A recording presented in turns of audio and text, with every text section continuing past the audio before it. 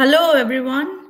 I welcome you to another session of Bhava Samvad, the virtual book discussion platform hosted by Kalinga Literary Festival. I am Shikha, your moderator for this session, and today we have with us an eminent guest, author Priya Arora. I welcome you, Priya ji. I'd like to take this moment to briefly introduce you to our viewers today. Priya Arora is a San Francisco based author and spiritual seeker. She was born and raised in India and later educated at University of Oxford. She is a devoted researcher of Indian heritage and spirituality, especially Vedanta, its philosophy of universal peace and oneness. Her journey as a researcher includes learning Sanskrit to appreciate Vedic works in their original form. Priyaji has recently published her first book, Rama, A Man of Dharma. It's published by Penguin Random House, which is a captivating retelling of the Ramayana and vividly depicts the life of one of India's most beloved figures. So, as we begin this discussion, I'd like to first congratulate Priyaji for writing this wonderful book, which is now a part of the rich legacy, the illustrious tradition of re narrating India's beloved epic in unique ways. The story of Ram has captured the attention of the young and the old alike.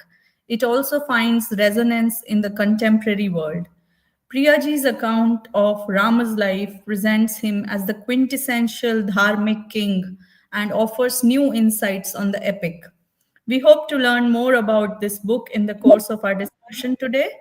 And on that note, we begin our conversation. Priyaji, welcome to LF Bhava Samvad. Uh, First of all, let me congratulate you on the book, Rama, A Man of Dharma.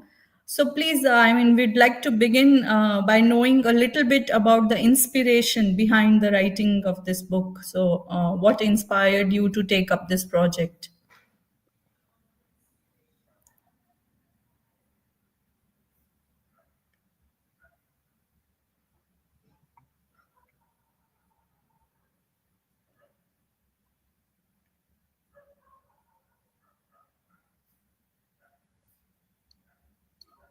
I didn't hear your question, Shikhaji, but the mic was going in and out.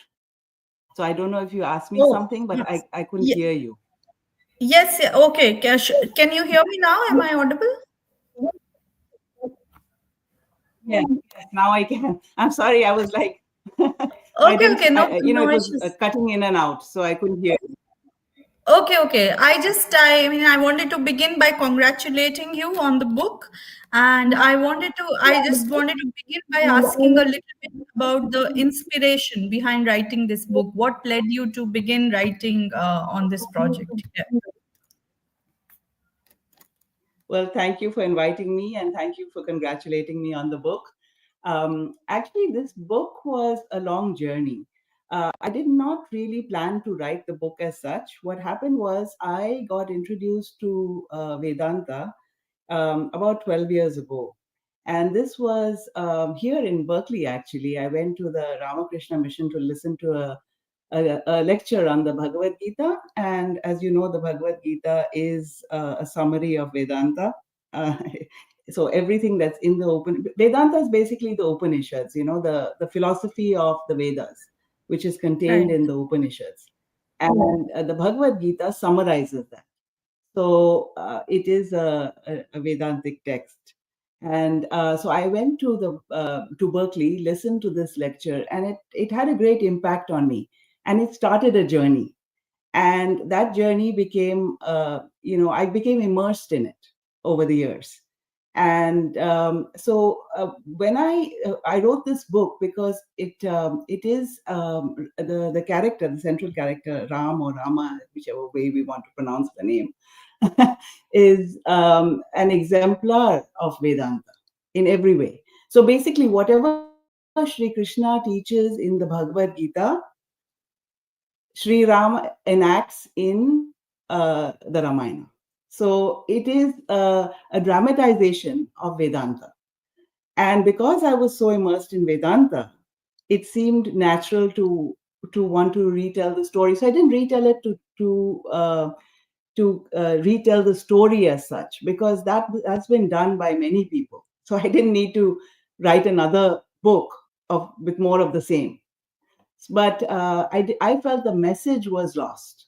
The message with which Valmiki composed the Ramayana was to disseminate the concept of dharma, and that message is largely lost. We look at it as a story, or as Sri Ram as the divine avatar.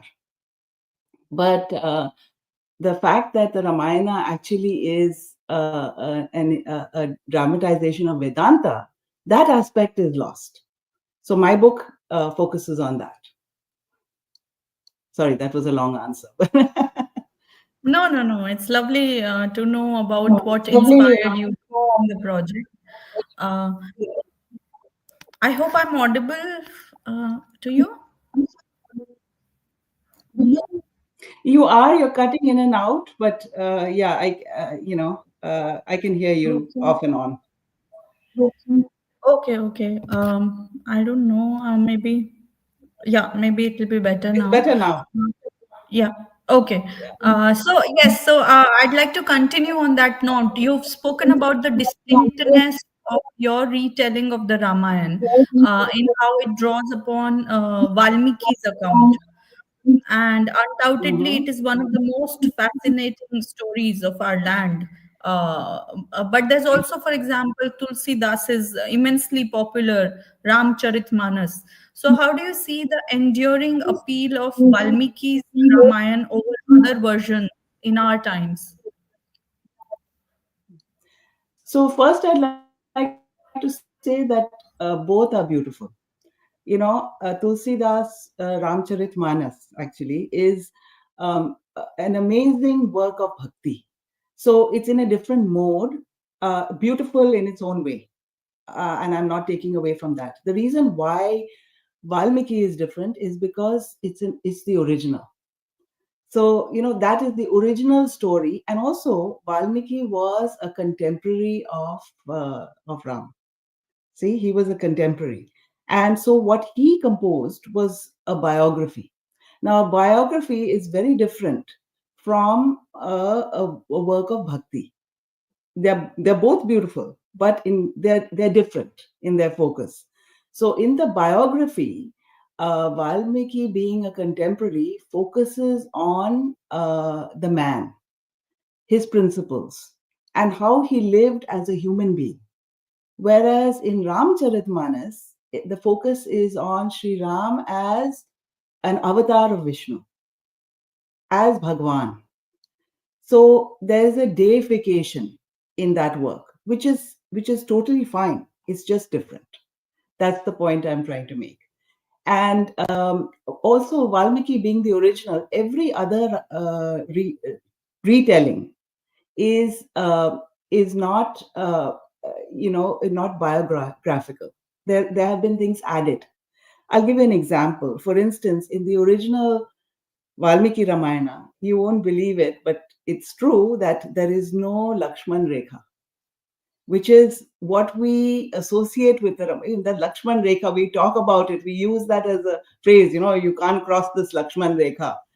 But Yes, that it's Lakshman almost Rekha used as incident a is metaphor. not Yes, there in Valmiki. it's It's not there in okay. Valmiki because Valmiki, this came later. I think it was in Tulsidas Ramcharitmanas that you have this Mhm, Lakshman mhm, Rekha, mhm. but it's not there in Valmiki. So if you're looking for the historical, and I feel that we also think of the Ramayana as mythology, but it's not mythology.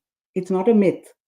It was itihasa. It's always been referred to. Ramayana and Mahabharata are both referred to in our shastras throughout as itihasa, which itihasa literally means it happened so. So this is how it happened. So it's telling a story which actually took place. Now, is there hyperbole in it? Yes. Are there additions that have crept in? Yes. But is the basic story true? Yes. So, if you're looking for the historical version or the one which has a basis in actual events, that's the Valmiki Ramayana. So that is the difference basically, and why I chose the Valmiki Ramayana, because I was interested in the historical character of Rama. That's what I wanted to Right. portray. That he was a real Yes. person who walked this earth. Right. Yes. What I also found fascinating and distinctive in your retelling is that this kind of philosophical reading of the epic that you bring to the foreground. In your book, you have mentioned the concept of what you term as the high ethics of Ramayana and how it shifts it away from the realm of divinity. So, for our viewers, could you just throw some light on how you place it within this philosophical tradition where it depends on the principled life and how it is relatable So to the normal, ordinary people? Yes.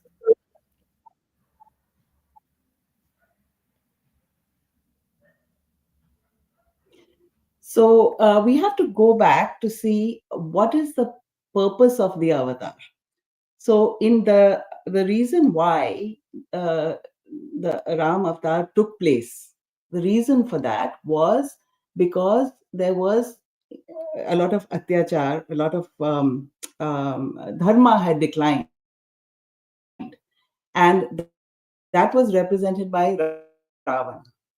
He was like symbolically born to took birth to kill Ravana, to get rid of Ravana. Basically, that was the case.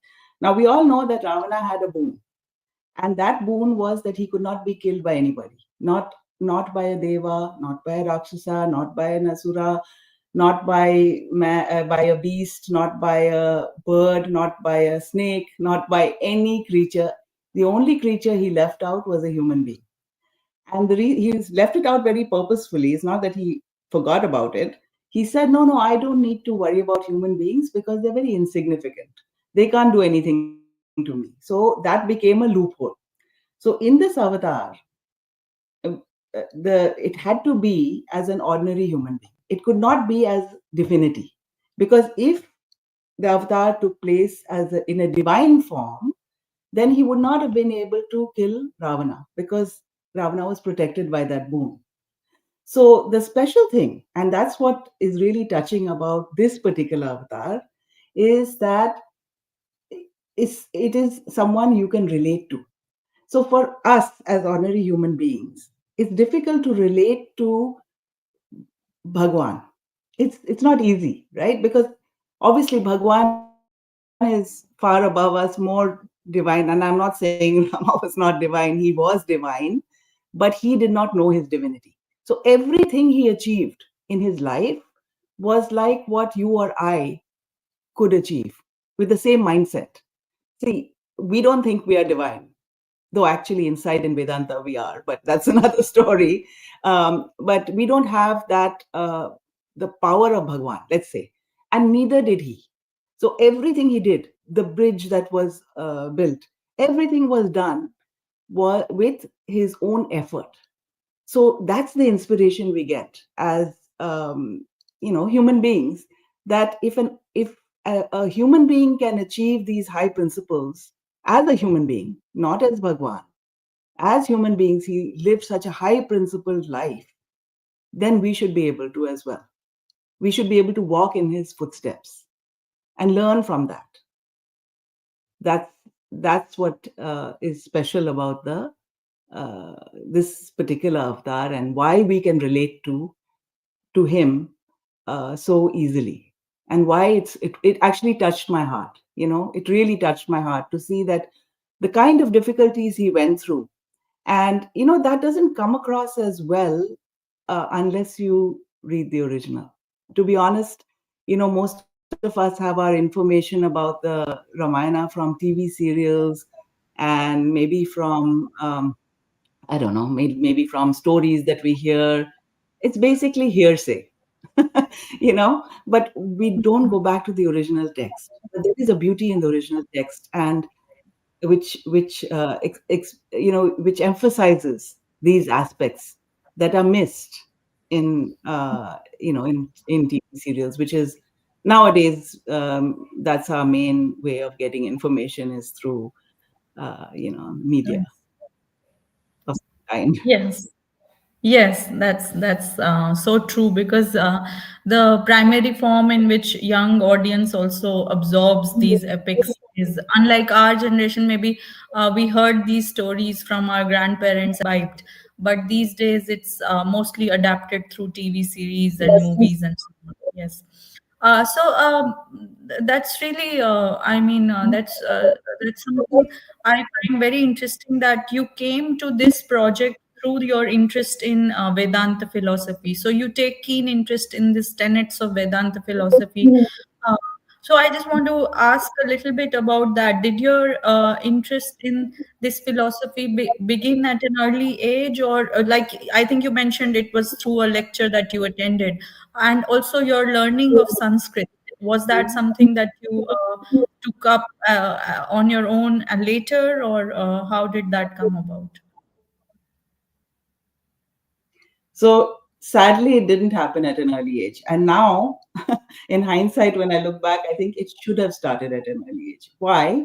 Because the brain is more attentive at an early age than it is in middle age. So, but having said that, better late than never. I know I was never interested in any of this till about 12 years ago. And nor was I interested in Sanskrit. One takes it in school just to maybe get extra marks or whatever, because one feels that it's sort of like math in a way, and you take it for a short while, and that's it. But what happened was, when I got into Vedanta, I realized that you cannot really understand our shastras without being familiar with the language in which they were written. So that language is very important. It's just like, I'll give you an example. If you want to study Shakespeare, you can study Shakespeare in translation, in Hindi, in Bengali, in Tamil, or whatever language. You can study Shakespeare. It's not the same as studying it in the original language, in English.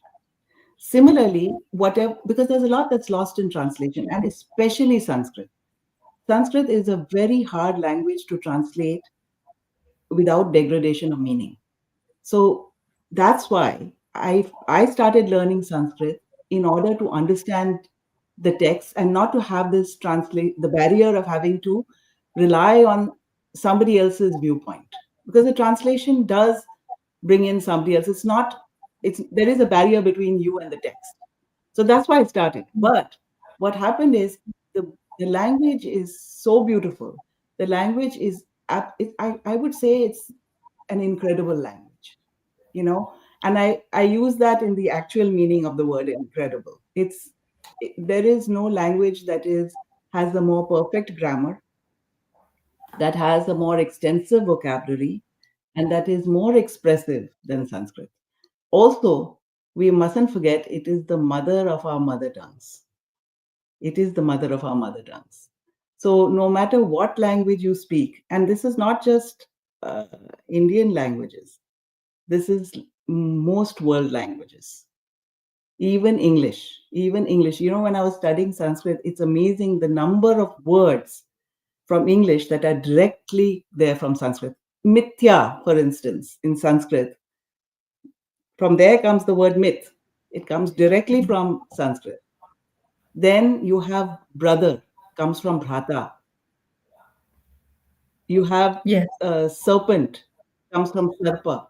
So it is an incredible, and my journey now is twofold. One is to try and learn this language, because this is a language that you can't master in a year or so. You have to. I would think it takes a lifetime. Which is why I said it should have been started in childhood. So that would Yeah. have been better.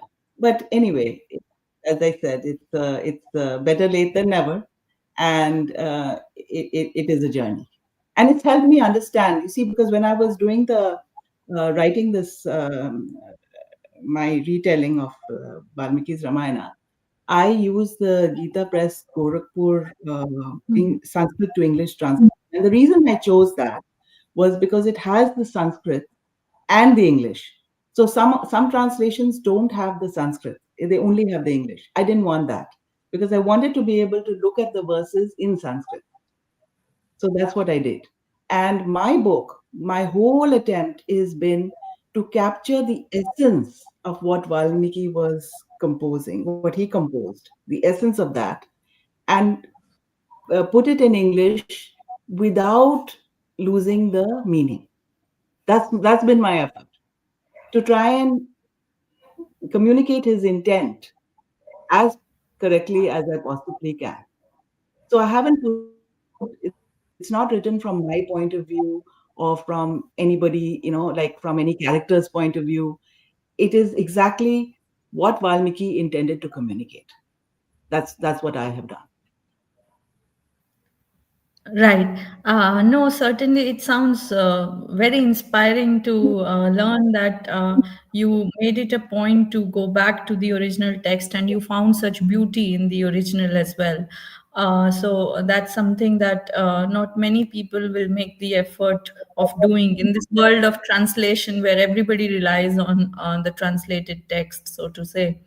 Having spoken about this later day effort at learning the language, learning Sanskrit, I also wanted to briefly let our viewers know about your early training at Oxford. So, I just wanted to ask if you would like to share the authors or books that had a formative influence on you while you were studying literature, I think, I believe. Yes, I studied English literature yeah, at Oxford. That's Hmm. correct. Yes. So it wasn't any one book or any set of books that influenced me, but I think what Oxford did for me is it helped me develop critical thinking. So that I think is what is the most important learning that I got from there. And the Oxford system is interesting. It actually forces you to think because it's not lecture driven. So, when you go to a lecture, you can actually switch off and be thinking of something else. It's possible to attend every lecture and be there physically, but not be there actually and focusing on what's being said. But you can't do that in the Oxford system because it's what they call a tutorial system. So you don't have to attend a single lecture. You can go through the entire time you're there without attending one lecture.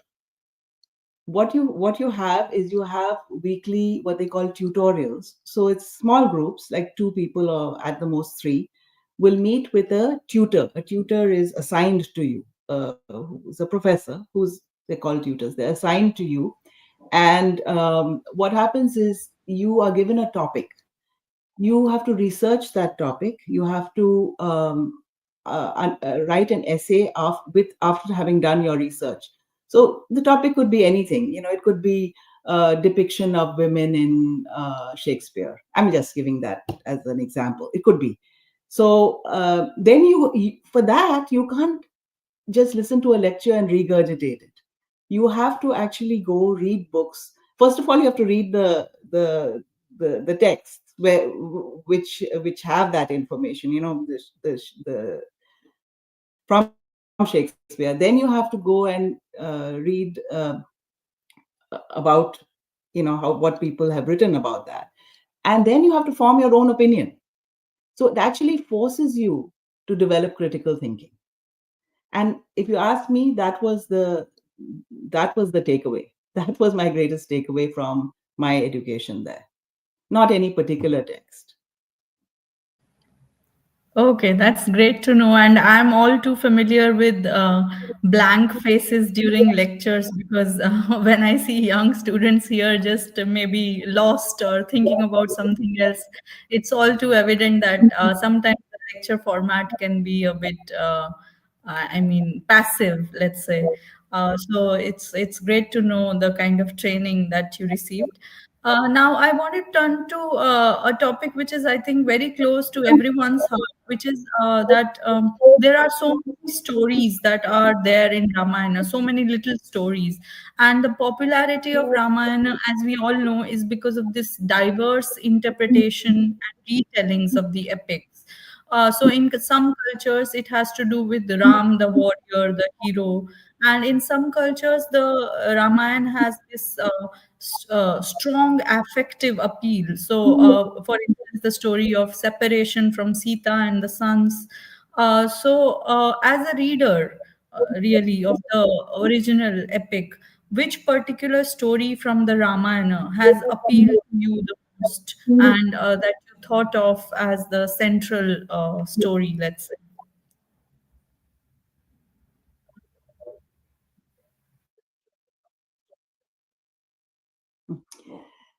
So that's an interesting question you ask, because you know uh, the whole thing, the whole Ramayana has been, and I always say this, it's been a bestseller in terms of stories from when it was composed, which they say is about 7,000 years ago. Some scholars, most scholars actually place it there. Some place it even further out, but it say 7,000 years. So since then, can you imagine how enduring this story is? That we are Yeah. talking about it today, as much as it was before. And not only is it a story that is in India, it's there in so many countries.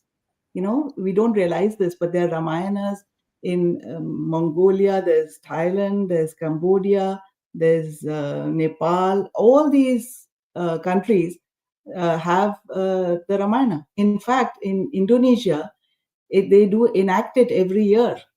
So it's part of their culture. So it's not just one story. The basic story, of course, we all know. There was a great prince who, for to honor his father's word, uh, took on the hardship of exile. Then he lost his wife. He went to get her, came back, ruled gloriously. This is the basic story.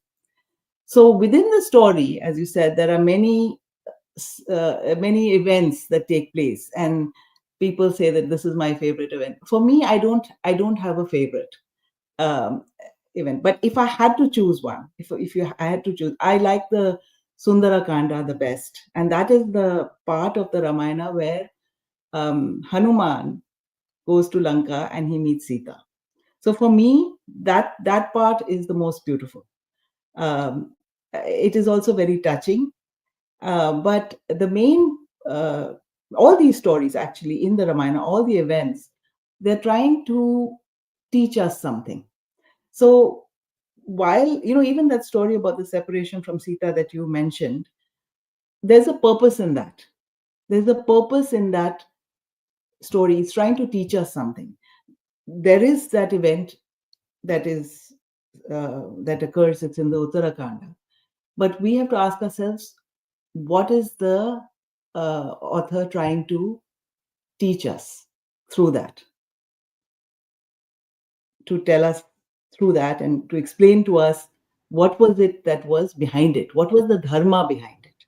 Because the Right. whole of the Ramayana is teaching us dharma. So this seems to be like, and it is a controversial episode, because a lot of people say that he should not have sent her away, you know. And if you like, I can go into that a little more, since it is a topic that people bring up. And it's a Yeah. misunderstood topic, much Yes. misunderstood topic. So what happens is, and I'm going to go into it even though you haven't particularly asked me, but because I think it's important. So Yes, definitely. in Valmiki Ramayana, one thing that comes across is the great love between these two people, Rama and Sita. They absolutely adored each other. And this is something that I don't know if it comes across as well again in TV serials, but he says that he is his life. He cannot, like they're described as two hearts beating as one. Now, when she gets kidnapped and Hanuman goes to get her, he completely falls apart. For him, it is not the Could you hear me clearly, Shikhaji? Yes, yes, I can hear Hello? you fine. Yes, It's you're audible. Yes. okay. It was reconnecting. Yeah. So Okay. basically, there was no doubt about the great love that he had for her. So now you Right. can ask, why did he then separate from her? Right? This seems to be a little bit of a contradiction. If he loved her so much, how come he gave her up? Right? So for Yes. this, we need to Yes. understand how Valmiki original. So what does Valmiki say? So Valmiki says, first of all, it wasn't one dhobi who said this. It wasn't one dhobi. It was the people at large.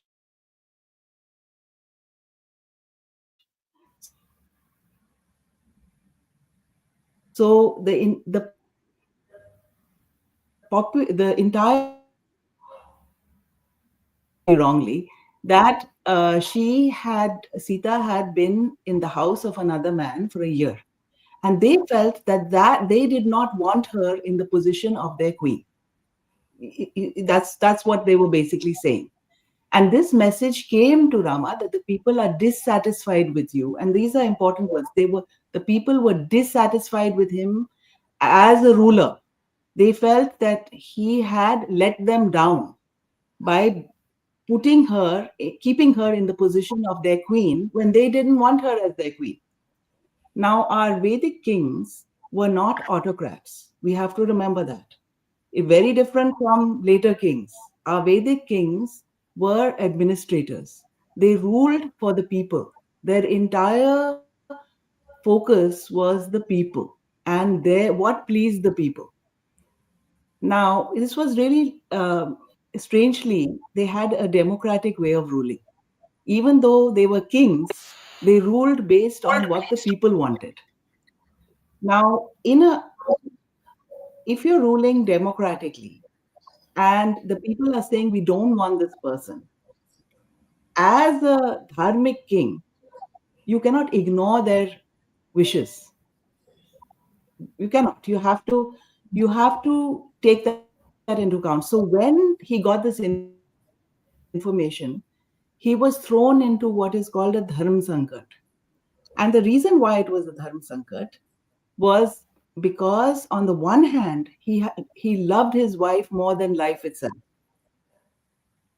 and they had a wonderful relationship, a partnership, of an equal partnership, I would say. It wasn't where she walked 10 steps behind him and said yes sir to everything he said. No, they were very much equal in the relationship, respectful and equal. So now he had a situation. On the one hand was his wife, whom he loved so much. On the other hand was his duty to his people. And he thought about this all night. And then finally, he said that for the dharma, his Raj dharma of being true to his people and to their wishes, he had no choice but to sacrifice his own marriage, his own happiness. So it was not just he sent Sita away and it was for him a knife in his heart to be able to have to do that. So what he did is he chose the best of the worst options because these were his options. One option was, okay, ignore the people. He was the king. He could do that. He didn't have to listen to that. But dharma prevented him from doing that. He could not say that my people want this, but I want this, so I'm not going to listen to them. I'm going to do what I want. That's not possible. He could have left and gone with Sita back to the forest and said that, okay, you don't want my wife, so I'm leaving. But that is then dereliction of duty. You cannot leave your duty.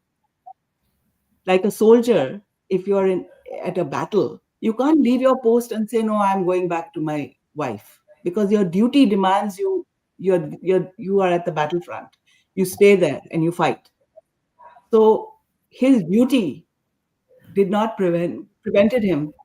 Sorry, his duty prevented him from uh, going away to the forest again with Sita and leaving the kingdom, because that is giving up your duty. So he couldn't take that option.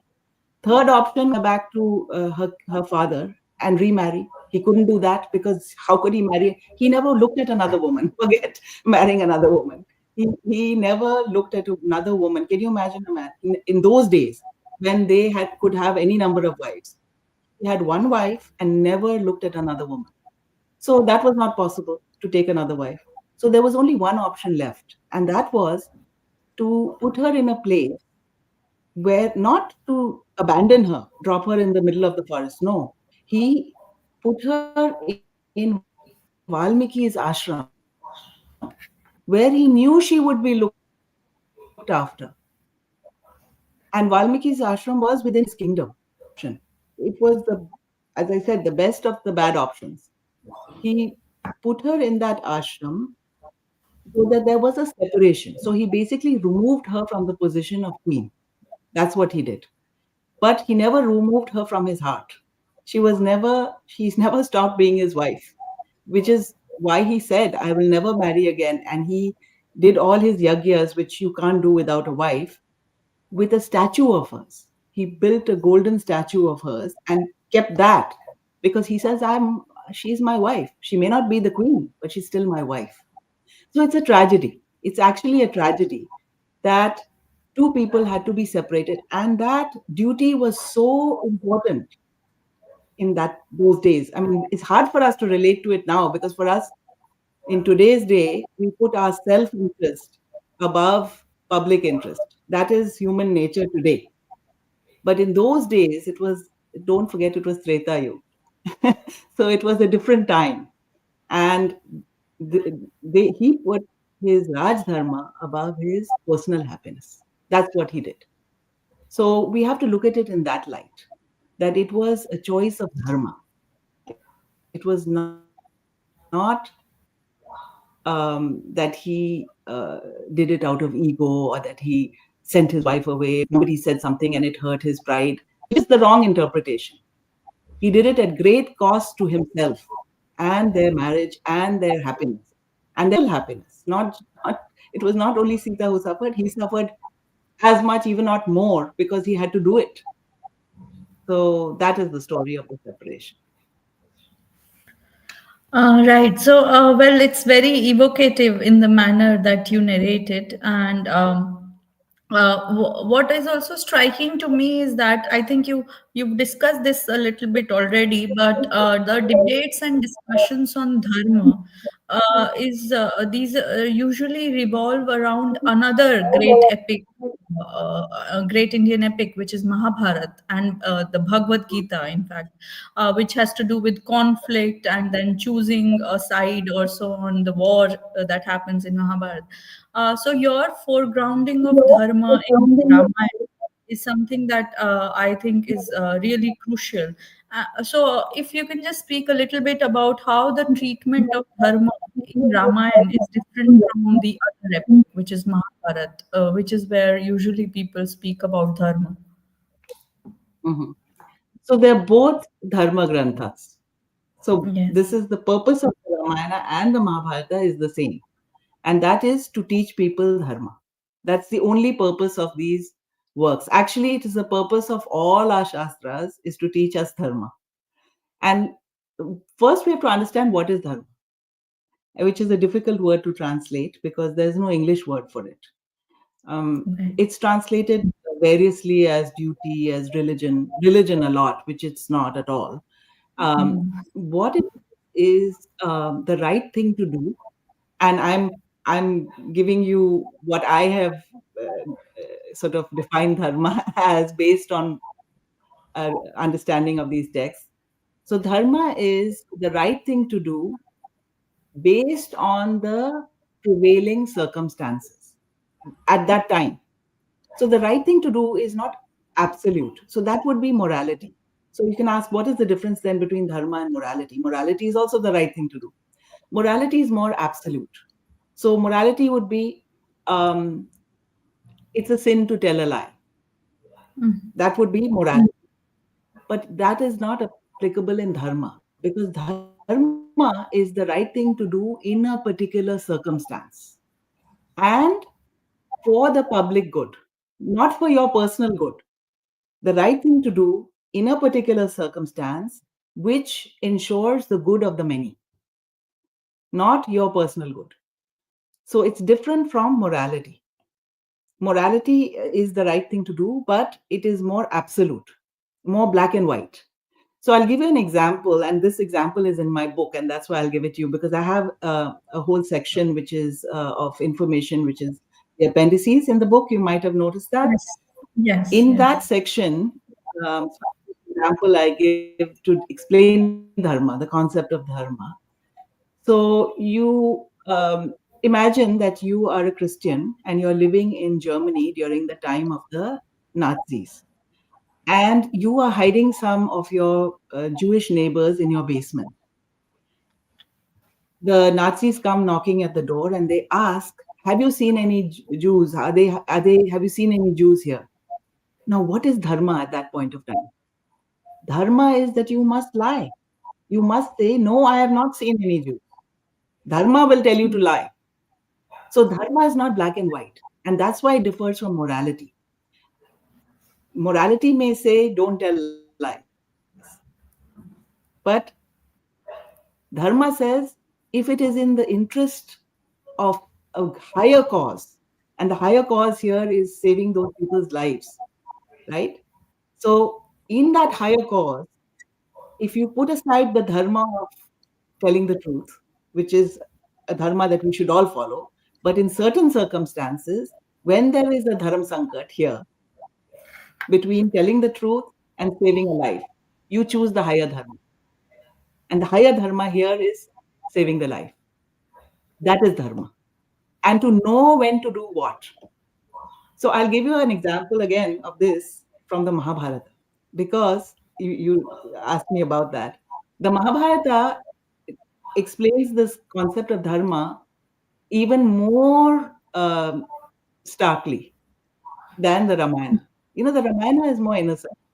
The Mahabharata was also in Dwapara Yuga, which is where dharma was at 50%. In Treta Yuga, it was at 75%. So it's the Ramayana is more innocent. Even the villain, even Ravana, was a little better than Duryodhana in the way that he didn't assault Sita. Maybe for his own personal reasons, but whatever. In the Mahabharata, it's darker. The the Yes. the villains are darker. The Yes. adharma is more in the Mahabharata. So even what the Mahabharata shows you is that even good people, even generally dharmic people, mistakenly commit adharma. And that is what we all do today also. And I'll give you this example from Bhishma Pitama. So Bhishma Pitama was a very upright person. There are few people as principled as Bhishma Pitama. But Bhishma Pitama did some things that were adharma, thinking they were dharma. So, he had, there are two incidents. The first one was, he went and he took those princesses by force from their Swayamvara, from the princesses of Kashi, Amba, Ambalika, and Ambika. He took them by force for his brother Vichitra Virya. Now, what he didn't realize is Amba was already in love with somebody else. So she was going to crown that to the Shalya, the king of Shalya, at the Swayamvara. But now she was taken away before she could do that. But so when she arrives at Hastinapura, she says to Bhishma, she says that, I am actually in love with somebody else, so I can't marry your brother, which is fair enough. And Bhishma says, okay, fine, I understand that, and I will arrange a chariot. You go to send you to the person you love. Because if you're in love with somebody else, obviously it's not right to marry my brother. So he sends her. And when she goes there, the Shalya rejects her. He says, no, no, no, I can't marry you now. Bhishma has, taken you, and according to our Kshatriya tradition, you should marry him. You can't marry, I can't marry you. So you please leave. So she's very distressed now. She's neither here nor there, right? So she comes back to Dwarka, back and she tells Bhishma that, and Vichitravirya won't marry her because, he knows now that she's in love with somebody else, so he doesn't want to marry her. So she asks Bhishma. She says, "Now you have to marry me because I have nowhere to go now." And he says, "No, because I have promised brahmacharya. I have promised. I am bound by promise." Right now, here one could say, did Bhishma do a dharma or a dharma? He did a dharma by his promise, but he did an adharma by Amba. So at that point, if you're questioning dharma, the question arises here is it was a dharma sankat for him. On the one hand, there was this woman whom he had wronged actually, and he should have made it right, but he stuck by his dharma of his promise. So thinking he is doing dharma, he actually committed a big adharma, which came back Right. to haunt him later because Amba was reborn as Shikhandi, and Shikhandi was the cause of his death. Right. So that is what the Mahabharata is showing you. That, and if you look at our own lives, there are many times where we think we are doing dharma, but actually it's a dharma. I'll give you a funny incident. Actually, it's this here. We have a park called Heather Farms, and there's a pond there with ducks and things. And people used to go there with bread to feed the ducks. And you think, okay, that's doing dharma. You're being kind to those animals, giving them bread. Then a big sign came up saying, don't feed the ducks bread because it's bad for them. Bread is highly processed and it's not good for them. It's not even good for us, maybe, but it's certainly not good for the animals. So that if you have to feed them, give them apple or celery or whatever, it's natural food. So, Hmm. this is an example, everyday example of how people thought they were doing dharma by giving them bread. Actually, it's an adharma because it wasn't for their good. So we have to think of dharma. So in every action that we do, these texts, the Ramayana and the Mahabharata, teach us to think of that action from the point of view of dharma, not from right and wrong, but from dharma. And if you think of it from the point of view of dharma, you will do the right thing, even if it seems like it's the wrong thing, even if you're breaking the rules. And Mahabharata shows that brilliantly. Right, right. I mean, that's a brilliant explanation, and just goes out to show how rich these epics are because they show this kind of a complicated situation, and your explanation of dharma quite puts it there that how it's not just like black and white, it's not right and wrong, but there's always this kind of a maybe depending upon the situation that one may has have to pick. That brings me to some topic which is very relevant today, which is that Indians have always idealized the concept of Ram Rajya as some sort of utopia. So, how do you see it, and what could be its relevance in the contemporary world? So, you say how what percentage dharma was in Treta Yuga, and so in Kali Yuga, if the percentage you have to determine in this contemporary world, which is rife with conflict, violence. So, how do you see this kind of Ram Rajya, the concept of Ram Rajya within that our current Well, moment? I love that you asked this question. You know why? Because the part that where Ram Rajya is discussed is what is left out in all movies and everywhere. Even in a lot Yes. of not translations, in a lot of retellings, this aspect is omitted. When Bharat goes to Chitrakoot to get his brother back, uh, he arrives there and Rama starts, immediately when he sees him, he says, "Why have you come? You should be back ruling. Why have you left the kingdom? That was your duty." And he starts telling him about the principles of good governance, which is Ram Rajya. That's what Ram Rajya is. Ram Rajya is the principles of good governance.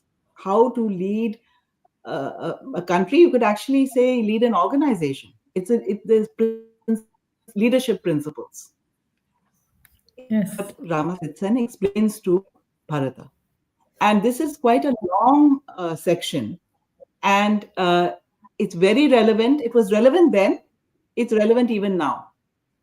Why? Because he doesn't talk about specific things that you have to do, which change with time. What he talks about is the principles with which you should govern. So, from every point of view. So, for instance, he says, make sure that your justice system is fair and equitable. Make sure that nobody gives a bribe to get a verdict in their favor. He Mm-hmm. says that you have to make sure that those who sit in judgment are, are not corruptible at all. They pronounce judgment based on what is fair and right.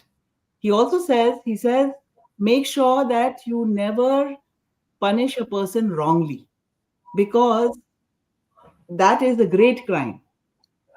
It's an injustice to deliver a wrong sentence on someone. And at the same time, he says, don't make your punishment so lenient that people don't follow the law. So this is applicable even today.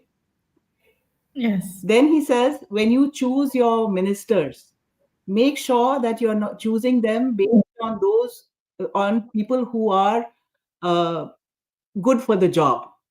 Do not choose people based on nepotism. There should be no nepotism involved. It should be based on their qualification to perform the job. And they should be upright human beings who are knowledgeable and upright, knowledgeable of the job, but also knowledgeable of the Shastras, which, which teach you Dharma. They should be people who understand Dharma. So that is also applicable today, that you should choose ministers who are able to do the job well, and not just because they happen to be, people whom you like or from your family or whatever. So this is something that is very applicable today. Then he talks about conservation. He says, make sure that animals that you have are treated humanely, and that they are housed humanely. Make sure that you have good breeding programs for livestock. Make sure that you conserve the forests, because that's another thing that we very relevant today is the environmental protection. He says Yes. that is extremely important, that you conserve the forests and protect the wildlife. So there are many things he says, and I can't go into all of them. Then he talks about foreign policy, how you should, the kind of person who should be your foreign minister. And interestingly, he says that a person should be competent, he should be able to negotiate with other kingdoms, all this he says. But he also says he should be one who was born in your land. And that's an interesting thing he says, because that proves loyalty. See, wherever you are born, there is a strong tie to that land, which doesn't get removed easily. I can say I've lived here in the United States for 30 years, but I have such a strong tie to my motherland, and that is the same, that doesn't go from you. And so he says that foreign minister should be definitely someone who is born in your land. And interestingly, in the United States, there's the same rule, not for foreign minister, but for the president. You cannot be president of the United States unless you are born in the United States. You cannot run for president. You can be a citizen for donkey's years, but that doesn't qualify you to run for president. You have to be born in the United States. Why? Loyalty. The same loyalty that Rama is talking about 7,000 years ago is applicable today. That's in the US Constitution, that you cannot run. So anyway, uh, I could do a whole talk just on Ram Rajya. But people Yeah. think of Ram Rajya today, and they shouldn't think as this is a very Hindu government. Ram Rajya, they think if you're saying, I want to do Ram Rajya, people associate that with forming a religious government. That's not what Ram Rajya is. Ram Rajya is about a government that runs with high principles. And these are the principles: the judiciary, the appointments, the way you treat your people. Ram Rajya is, as Rama says, he says to Bharata, he says, make sure that you are always available for your people. They should not fear you. They should be able to speak openly to you. But at the same time, they should not be so familiar that they are slapping you on the back and don't have respect for you.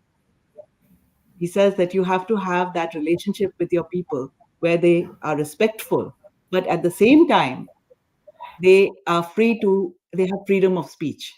So is freedom of speech not something we talk about today? That Definitely, was Ram definitely. Rajya. That's Ram Rajya. The freedom to express yourself without fear. So Yes. yeah. Yeah, yes. I mean, you beautifully contextualize it in our present day and show us how so many themes are still so relevant to us, which our epics were telling us so many centuries back. So I think I'll move on to the final question, and then maybe we can look at some audience questions. Our viewers have certain questions. So, in addition to the detailed narrative of the epic, the book also provides us with this appendix, which you briefly discussed just now, and it covers themes ranging from Vedic food habits to Vedic conception of time. So, could you share your thoughts on devoting a section to such topics in the book, in the last part of your book, just for our readers?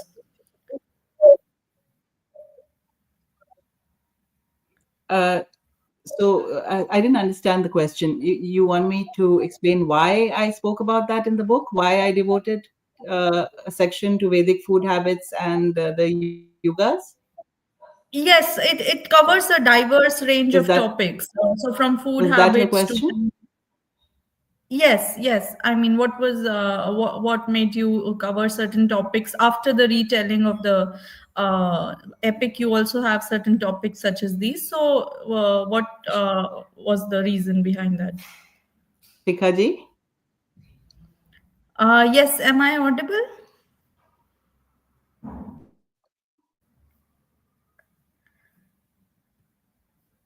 Hello. I think it's reconnecting, Shikhaji. Hello? Yes, I think some network Can you issue. Can you hear me now? hear me? It was reconnecting again. So I don't know whether you could hear me at all. I can hear you now. Can you? Am I audible to you now? Okay.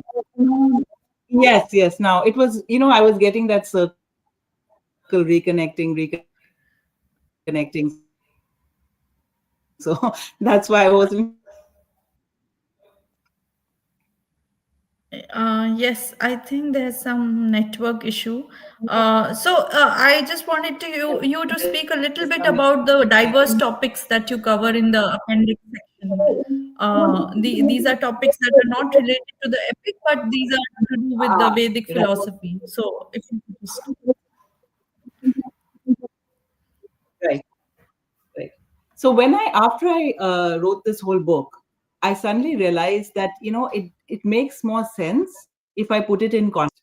So these topics that I have included at the end, which is in the appendices, these topics are all those that help you understand the book better. So, like, I have a whole chapter on the historicity, as I mentioned earlier, that the Ramayana is itihasa. So, why is it itihasa? Is I have a whole chapter on that. Then I explain the concept of dharma. Then the Vedic concept of what is God, how the status of women, which was actually very, very high in Vedic times. So I've explained that. You had asked me about Vedic food habits, but yes, I did explain Vedic food habits because there's a lot of misunderstanding about that as well. About especially about the cow.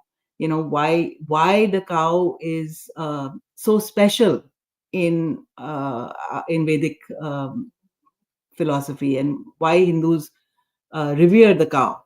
So I have a chapter on that. And regarding the cow, a lot of people, especially in the West, think that Hindus, we worship the cow.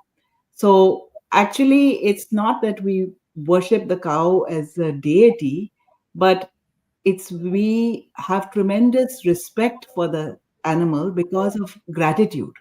And gratitude is one of the highest principles. And actually, in the Ramayana, Rama says to about Sugriva, when Sugriva forgets his promise, and after he gets his kingdom back, he forgets his promise that he had said he would help find Sita, and he's busy having a good time with wine, women, and song. So Rama says to Lakshmana, he says, go remind him of his promise, because ingratitude is such a terrible sin that even the vultures will not eat the body of a person who is ungrateful. He says there is prayaschit for almost every sin that you commit, but for ingratitude there is no prayaschit. This is how important gratitude was in, or is, should be in our Vedic culture. So coming from that, you take this animal, the cow, who is so giving. It gives you milk. It The bulls plowed your land. They were provided transport for you. The cow dung was fuel, and also they used it for the huts to what is it to for the flooring on the huts. They used cow dung for that. Then ghee, and all the milk products that you get.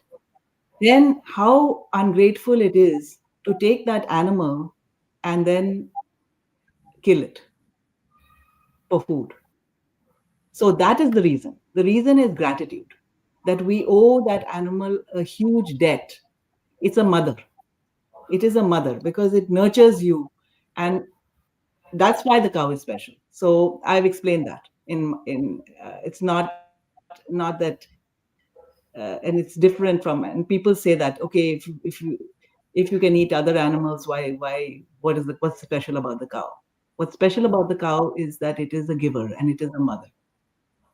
It just gives. It doesn't take. It gives. So anyway, Right. that's the Yes. appendices. Yes. Thank you, Priyaji. I mean, that was such a enlightening conversation with you. Let me take a couple of questions. Maybe one question. We've already reached the end of our time. Um, how can I show the question on the screen? So there's a viewer who has asked, what could be the contemporary definition of dharma or eternal duty in the light of Ramayana? So if you'd like to comment on.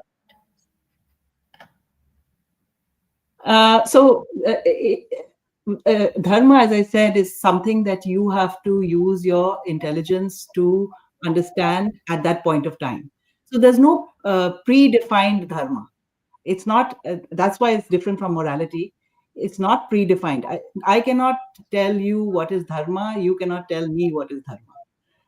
Everybody's life circumstances is different, so you have to put yourself in a certain situation with certain circumstances and see what is dharma in that circumstance. And the rule of thumb is, if it's for the general good, not just for your personal benefit, it is likely dharma.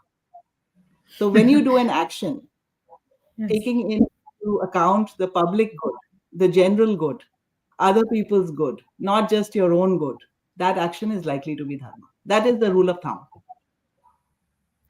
Right.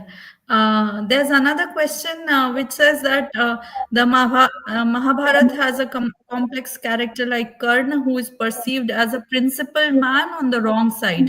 Who, according to you, is a character in the Ramayana with shades of gray? Hmm. Well, in in terms of shades of gray, actually Ravana had shades of gray. He was not all bad. He was a great king. He was very good to his people. Lanka was a golden kingdom.